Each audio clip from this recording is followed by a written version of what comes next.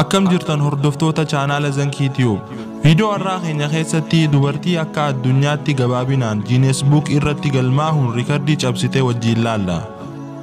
Garuu erga viidiyoo kana daawwattanii booda warri chaanaala keenya Zankii Tubeef haaree taatan chaanaala keenya subscribe godhuun maatii keenya ta'uu hin dagatinaa.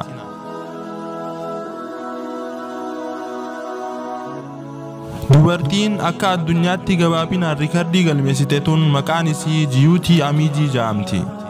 Iddoon dhaloota isiitis biyya Hindiiti. Bari dhaloota isii bara 1993. Isiin kan dhalatte dhukkuba lafeelee qaamaa wajjini. Dhukkubni kunis akka doktoroonni baay'een qoratanitti yaala yookiin dawaa hin qabu.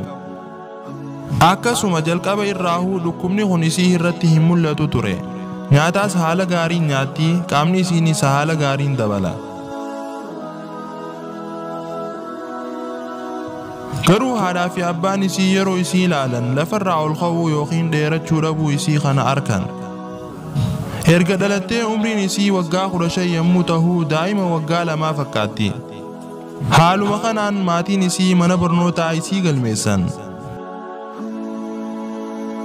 Erga mana barnootaa galtee booda wanti hundi isiidhaaf guddaadha.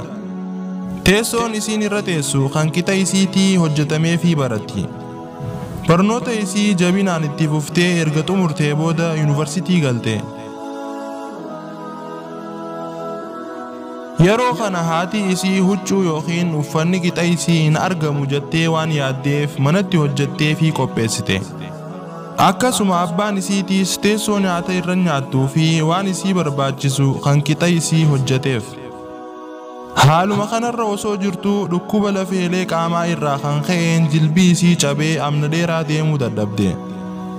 Yeroo iddoo adda addaa deemtu maatii isiitu isii ol fuudhee deemaan. Yeroo kana haadha abbaan isii bara 2006tti Guinness Book irratti akka namootan gabaabaa keessaa isii tokko taatetti galmeessuu murteessan. Yerooniif dhaabbanni isii ilaalamuu seentimeetira 60 fi miilimeetira 6 turte. Yeroo kana akka addunyaatti nama gabaabaa keessaa tokko ta'uuf galmeeffamte. Bara 2012tti guyyaa dhaloota isii kabajju dhaabbanni isii gara seentimeetira 62 fi miilimeetira 8tti ol dabale.